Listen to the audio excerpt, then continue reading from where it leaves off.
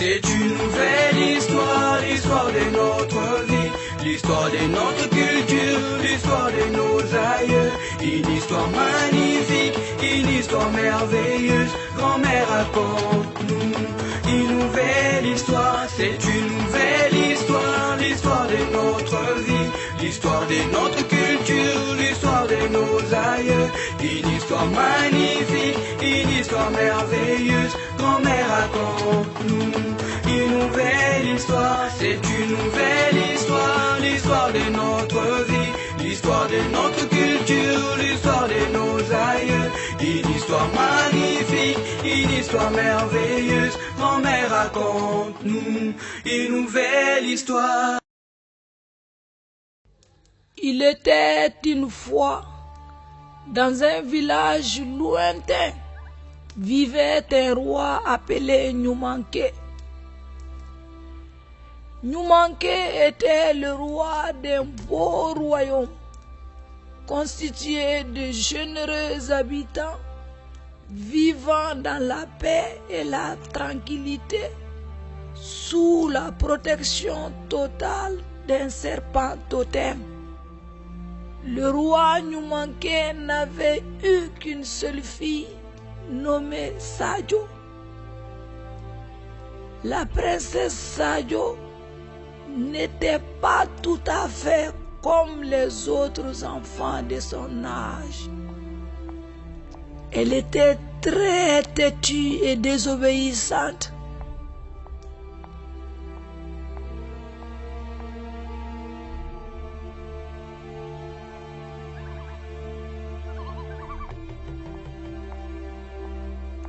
Et aussi très curieuse.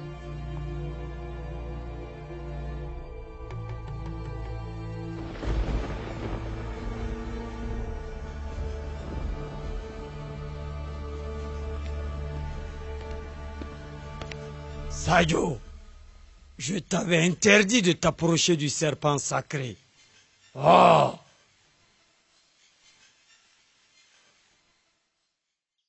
Le roi, désespéré du comportement de sa fille, fit appel à tous les sorciers de son village et même des villages voisins afin de trouver une solution pour changer le comportement de sa fille.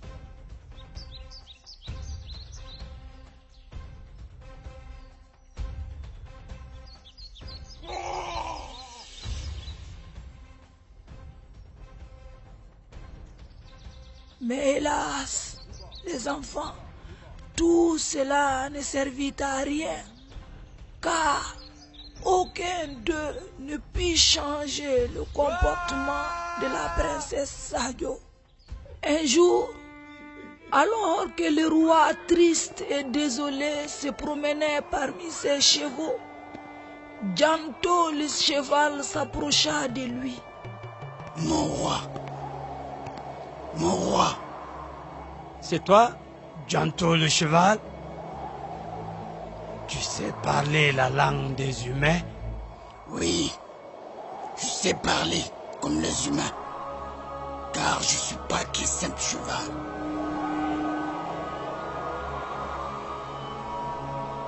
Mais qu'y a-t-il donc, Janto? Pour que tu me parles, tu m'as fait peur. Mon bon roi, excusez-moi de vous avoir fait peur. Je sais que vous êtes désespéré à cause du comportement de votre fille. Mais comment, Janto? Je t'écoute. Aucun guérisseur ou féticheur ne saurait changer le comportement de votre fille. Ce changement réside en elle-même. Pour cela, demain, j'irai seul me promener avec elle dans la forêt des deux chemins et vous verrez la suite, mon roi. D'accord, Janto. Mais fais très attention. L'un des deux chemins est très dangereux. Je sais, c'est celui de gauche. Mais comme tu le sais, c'est bien celui-là qu'elle choisira. Même si je lui disais qu'il y avait danger, elle ne voudrait jamais passer par le moins dangereux. Tu as vraiment raison, Janto. Mais je t'en prie, fais très attention. Oui, mon bon roi, vous pouvez compter sur moi. Pendant que le roi était assis sur son trône, très inquiet, et qu'il avait interdit comme de coutume à Sadio de sortir, celle-ci fit comme à son habitude. Elle appela son cheval Janto, sortit par la fenêtre et sauta sur le dos de ce dernier pour une promenade innocente selon elle. Mais quelle est cette forêt, Janto? C'est la forêt des deux chemins. Et il faudra qu'on passe par l'un des deux, car nous ne pouvons plus retourner par le chemin d'où nous sommes venus. Regarde, il a disparu. Alors, qu'est-ce qu'on fait maintenant, Janto? Nous allons passer par l'un des deux chemins. Un seul nous mènera au royaume. Donc, prenons celui de la gauche, Janto. Non, non, Sadio. Celui-ci est très dangereux. On dit qu'il y a des créatures dangereuses là-bas. Et que tous ceux qui sont partis par ce chemin ne sont plus retournés chez eux. Prenons plutôt celui de la droite. Non, prends celui de la gauche. Je veux voir ces créatures.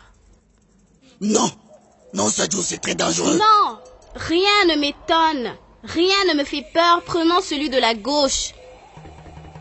D'accord, comme tu veux, Sadio. Je t'aurais prévenu. après une très longue marche, la faim et la soif commençaient à gagner leur corps. Mais hélas, ils n'avaient plus de provisions à manger ni à boire. Sur le chemin qu'ils avaient emprunté, il n'y avait ni arbre portant des fruits, ni un cours d'eau. Tellement affamés et assoiffés, ils s'évanouirent. À leur réveil, les enfants, ils étaient surpris de se trouver à l'ombre d'un arbre et à l'entrée d'une grotte.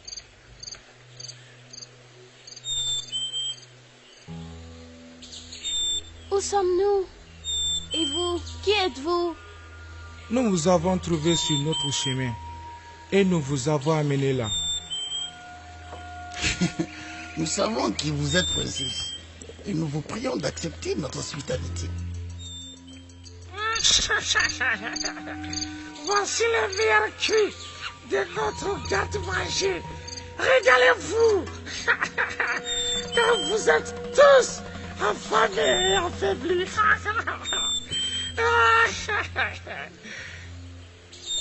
Hé, Janto, arrête tes caprices et viens plutôt manger. Après avoir mangé et bu, Sadio demanda la route. À sa grande surprise, les trois hommes lui demandèrent de les attendre, car ils avaient un cadeau pour elle. Et Janto dit à la princesse Sadio: Sadio, mon ami et ma princesse, aussi capricieuse, têtue et désobéissante que tu sois, je te conseille qu'on s'en aille le plus vite possible. Sinon, tu verras plusieurs choses qui t'étonneront dans ce monde. Ces trois hommes qui sont entrés dans la grotte ne sont pas des humains. Ce sont des monstres. S'ils sortent et qu'ils nous trouvent ici, ils nous dévoreront. Et tous les deux. Donc, nous ferons mieux de nous en aller d'ici avant qu'ils ne sortent. Car moi, je n'ai pas envie de les voir sous leur véritable apparence. Allez vite, Sadio. Enfuyons-nous d'ici. Non! Qu'as-tu dit?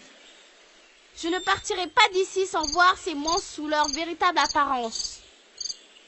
Sadio, ne joue pas à la fille capricieuse et têtue. Viens! Viens, Sadio! Non! Non et non! Donc, si tu es prête à mourir, moi je ne suis pas prêt.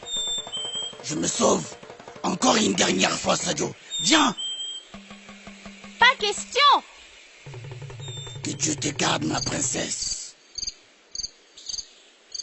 Aussitôt que Janto fut parti, on entendit un bruit effroyable venant de la grotte. Les trois hommes s'étaient métamorphosés en d'effroyables monstres. L'un d'eux s'était transformé en un tigre à 2 têtes, un autre en un python à 2 têtes, et le dernier, les enfants, le dernier en un caïman à 3 têtes et 6 pattes. En voyant donc les 3 hommes sous leur véritable apparence, la princesse Sadio s'enfuit en appelant Janto au secours. Janto! Janto!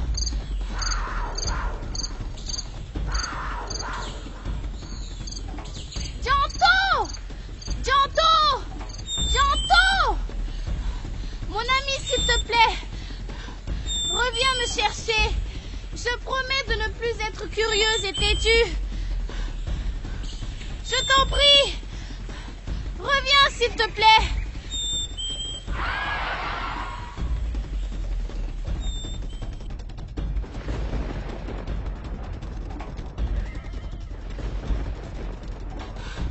Tu ne peux pas savoir à quel point je suis contente de te retrouver. Mais s'il te plaît, va plus vite avant qu'on ne leur serve de repas. Je fais ce que je peux, princesse. Arrache 3 poils de ma queue. Crache dessus en promettant de ne plus être ni trop curieuse, têtue et désormais très obéissante. Puis, après, jette les poils derrière nous afin de les anéantir. Je promets de ne plus être curieuse, ni têtue, et d'être désormais très obéissante. Je promets de ne plus être curieuse, ni têtue, et d'être désormais très obéissante. Je promets de ne plus être curieuse, ni têtue, et d'être désormais très obéissante.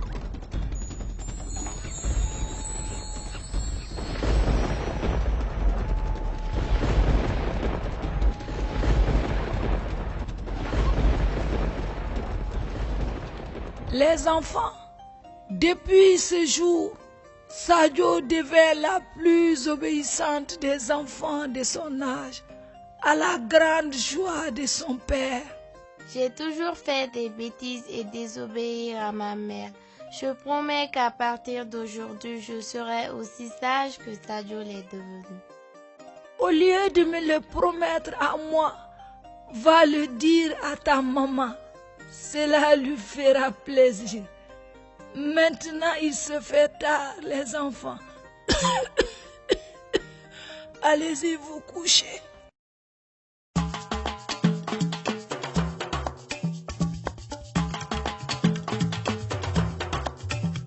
C'est une nouvelle histoire, l'histoire de notre vie, l'histoire de notre culture, l'histoire de nos aïeux. Une histoire magnifique, une histoire merveilleuse. Grand-mère raconte-nous une nouvelle histoire. C'est une nouvelle histoire, l'histoire de notre vie, l'histoire de notre culture, l'histoire de nos aïeux. Une histoire magnifique, une histoire merveilleuse. Grand-mère raconte-nous une nouvelle histoire. C'est une nouvelle histoire, l'histoire de notre vie, l'histoire de notre culture, l'histoire de nos aïeux. une histoire merveilleuse. Grand-mère, raconte-nous une nouvelle histoire.